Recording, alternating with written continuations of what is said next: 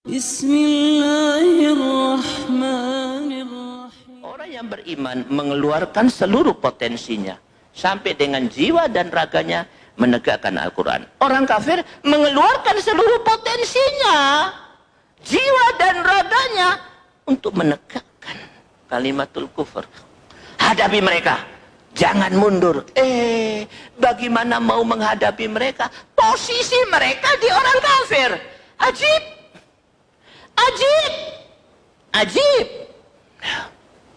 Ini maka sekali lagi, kalau Anda serius mau mendidik anak, yang paling penting sebenarnya, walaupun dah hafal Quran, tak apa. Hafal Quran bonus. Tak bisa bahasa Arab, tak apa. Tidak menjadi ulama, tidak ada masalah. Tapi posisinya jelas di barisan orang mukmin. Maka keringat dia, darah dia, kata-kata yang keluar, betapapun kecilnya potensi dia, memberikan manfaat bagi kaum muslim. Saya tadi dikasih materi, merinding saya. Mencetak generasi robbani. Ini serius loh ini. Saya berani katakan, mencetak generasi robbani yang dilakukan oleh kaum muslimin berdasarkan ilmu dan pengamatan saya yang sedikit ini, saya mengambil kesimpulan, gagal. Loh, kenapa gagal? Mencetak. Anda tahu mencetak? Jelas cetakannya. Dalam jumlah yang banyak, dibuat berdasarkan desain.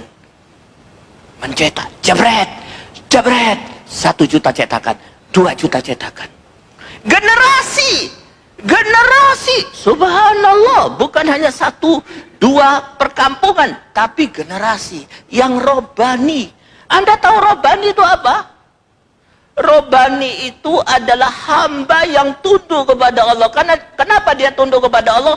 Dia dekat dengan Al-Quran, membaca Al-Quran, mengajarkan Al-Quran. Allah subhanahu wa ta'ala berfirman di dalam surah 3 ayat 79. Walakin kunu robbaniyin bima kuntum tu'allimunal kitab wa bima kuntum tadrusun. Jadilah kau robbani, hamba yang tunduk kepada Allah subhanahu wa ta'ala. Dengan sebab kau membaca Al-Quran dan mengajarkan Al-Quran. Sulit. Saya buka terjemahan Arab Indonesia, kamus Arab Indonesia. Robbani artinya apa? Tidak saya dapatkan. Hanya saya buka tafsir, saya dapatkan di dalam kitab Aisarot Tafasir oleh Abu Bakar Al-Jazairi. Di situ dikatakan robbani itu artinya 4. Alim itu apa? Faham ilmu agama. Yang kedua, abid, ahli ibadah. Yang ketiga, soleh, berbuat baik. Yang keempat, murabbi, mendidik anaknya dengan pendidikan yang baik. Saya berani katakan, usaha kaum muslimin untuk mencetak generasi robbani sampai setakat ini gagal. Kenapa? Generasi bung. Mencetak. Bukan sekedar membuat, mencetak. Jegleng. 1 juta biji. By design. Robbani. Bukan sekedar hafidul Quran. Robbani. Kenapa gagal? Coba lihat. Berapa hafidul Quran di Indonesia hari ini dan di muka bumi ini? Saya berani katakan. 1 tahun, tiap tahun dunia menghasilkan lebih dari 1 juta hafidul Quran. Berapa yang menjadi ulama? Saya tahu betul karena saya ngirim murid saya. Di Mesir saja tahun ini diberangkatkan 3.000 anak. Lebih, 3 sampai 4.000 untuk belajar di Mesir. Tahun kemarin segitu. Sebelumnya juga 3 sampai 4.000. Dan makin banyak lagi. Saudi juga banyak. Belum lagi yang lain-lain. Yang jadi ulama, jutaan. Yang hafidul Quran, jutaan. Tapi apa yang terjadi? Kaum muslimin tetap mengalami 2 hal. Hizum fil hayati dunia. Hina hidupnya di dunia. Dan kalau tetap puas dengan kehinaan ini, mati masuk neraka. Kenapa pembinaan generasi robbani gagal? Karena 2 hal. Yang pertama, anak-anak kita tidak diletakkan pada posisi yang benar. Maksudnya apa, Ustadz?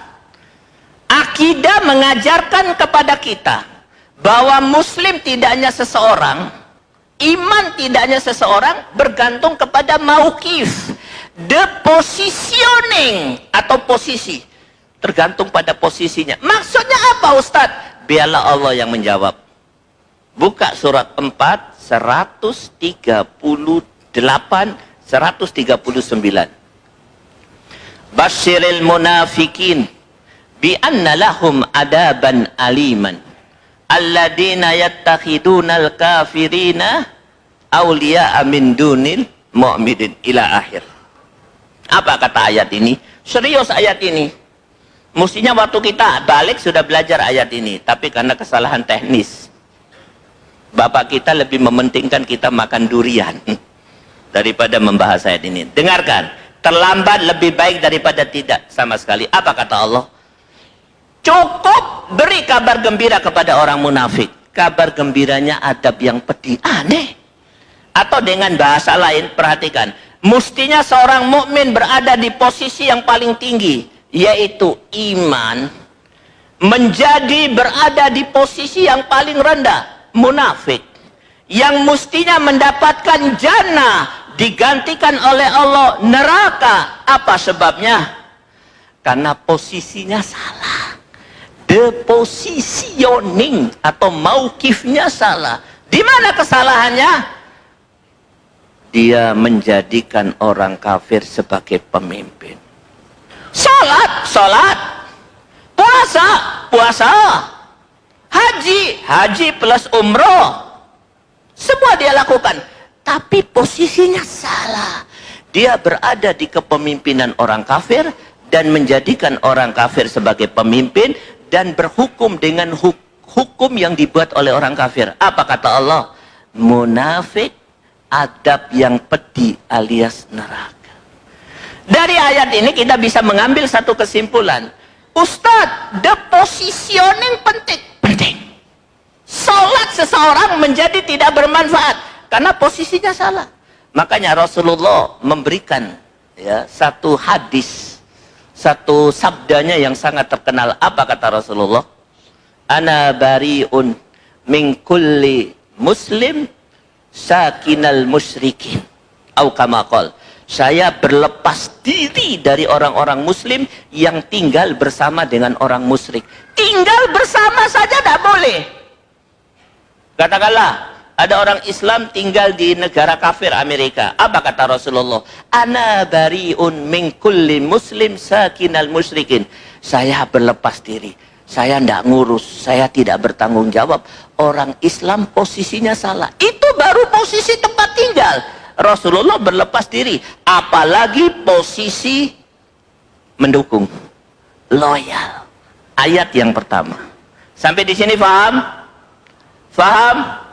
Faham? Ayat yang kedua. Tulis baik-baik.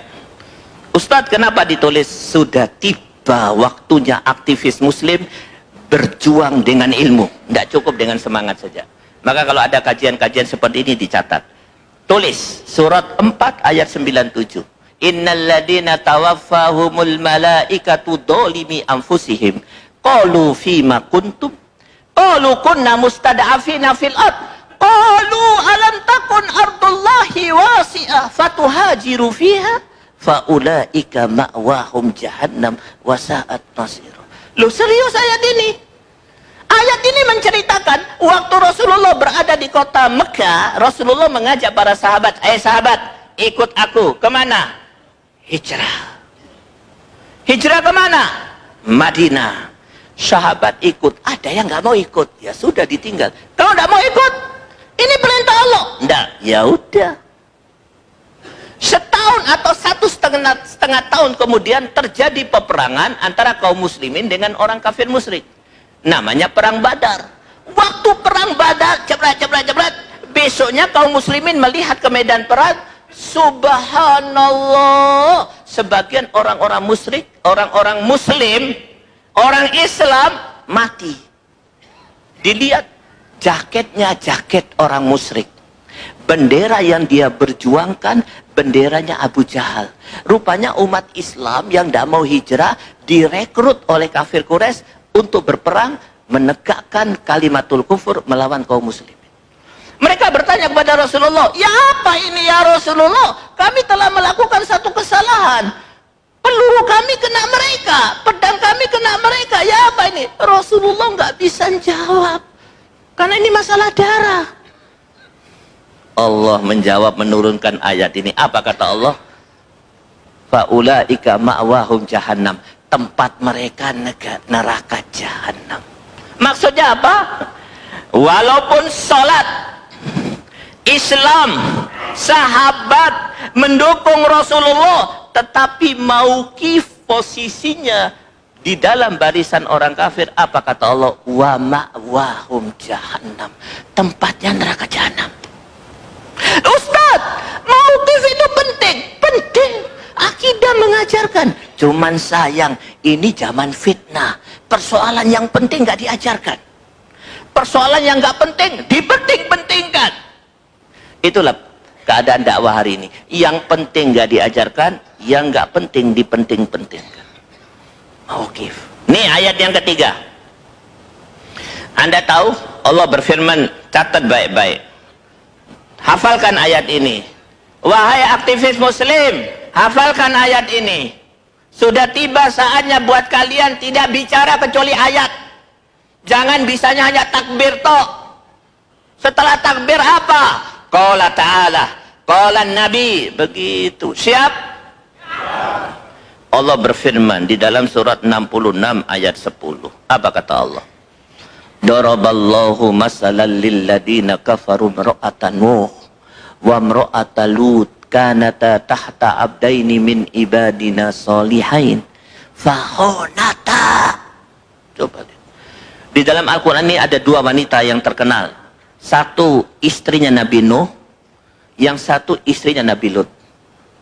Di bawah pembinaan suaminya, ngaji bersama suaminya, tinggal satu rumah dengan suaminya. Secara biologis bagus, istri Nabi. Secara sosial bagus, kaum muslimin. Ngajinya bukan kayak ibu-ibu seminggu sekali atau sehari sekali. Setiap jam ngaji. Duh, ustadznya suaminya sendiri. Sebelum makan ngaji, habis makan ngaji, mau tidur ngaji, tidur sambil ngaji. Dan ustadznya bukan sembarang ustadz. Nih, aku utus kau ke Pulau Jawa. Cari kiai yang menandingi Nabi Nuh, ada nggak? Oke, ku kirim dia ke negara Arab. Cari syekh yang lebih hebat dari Nabi Nuh. Tak ada. Tapi apa? Fahonatahuma. Kedua istri tersebut mengkhianati perjuangan suaminya. Mauqifnya, posisi dia berada di orang kafir melawan suaminya. Apa kata Allah? Wa qila dukhulan nar ma'adahilin. Silakan masuk neraka jahanam, kata Allah. Menghormati suaminya, agak sopan. Monggo masuk neraka jahanam. Dari ayat-ayat itu kita bisa mengambil satu kesimpulan. Islam bergantung pada posisi. Banyak maaf, anak-anak kaum muslimin hafal Quran 30 juz bersanad. Bahasa Arabnya melebihi orang Arab. Jadi ulama, sayangnya kenapa Ustadz? Kerja di perusahaan Aramco, perusahaan minyak Amerika yang ada di Saudi Arabia, padahal dari setiap barel minyak yang dia hasilkan digunakan untuk menyerang Palestina. Yang kerja di situ anak kaum muslimin, hafal Quran 30 juz. Bagus Islamnya, tapi posisinya salah. La yanfa, tidak ada manfaatnya. Nih anak teman saya, tidak perlu saya sebut orangnya. Kalau saya sebut, Anda pun tak kenal. Dia anaknya hebat, dai, istrinya berhijab, ahli IT. Di Indonesia ini ahli IT yang jurusan dia tidak banyak. Salah satunya dia, saya tidak tahu jurusan apa, lupa. Dia kerja di perusahaan Amerika. Dan perusahaan itu secara langsung atau tidak langsung melawan kaum muslimin. Maka ilmu anaknya, derai air mata ibunya dari kecil, doa bapaknya la yanfa, tidak ada manfaatnya. Kenapa? Faulaika ma'wahum jahannam. Posisinya salah. Apa kata Allah? Munafik. Posisi. Saya ingin katakan, hati-hati loh. Kemampuan kita membina anak kita istimewa. Cari pondok yang istimewa. Anaknya suaranya harus seperti Musari Rosid. Tapi setelah keluar dari kuliah, keluar dari pondok, kalian tidak perhatikan posisi anak. Anak mau kemana? Alhamdulillah hafal Quran. Kerja di mana? Di Pulau Batam. Pabrik apa? Pabrik komputer. Punya siapa? Orang kafir. Posisinya nggak jelas. Padahal hari ini kaum muslimin memerlukan orang-orang yang berada di posisi kaum muslimin untuk melawan orang kafir. Baca ayat surat 476. Alladzina amanu yuqatiluna fi sabilillah walladzina kafaru yuqatiluna fi sabilit taghut faqatilu awliya asy-syaitan inna kaidas syaitan kana dha'ifa. Orang yang beriman mengeluarkan seluruh potensinya sampai dengan jiwa dan raganya menegakkan Al-Quran. Orang kafir mengeluarkan seluruh potensinya, jiwa dan raganya untuk menegakkan kalimatul kufur. Hadapi mereka, jangan mundur. Bagaimana mau menghadapi mereka? Posisi mereka di orang kafir. Ajib, ajib, ajib. Ini, maka sekali lagi, kalau Anda serius mau mendidik anak, yang paling penting sebenarnya, walaupun dah hafal Quran, tak apa. Hafal Quran bonus. Tak bisa bahasa Arab, tak apa. Tidak menjadi ulama, tidak ada masalah. Tapi posisinya jelas di barisan orang mukmin. Maka keringat dia, darah dia, kata-kata yang keluar, betapapun kecilnya potensi dia, memberikan manfaat bagi kau.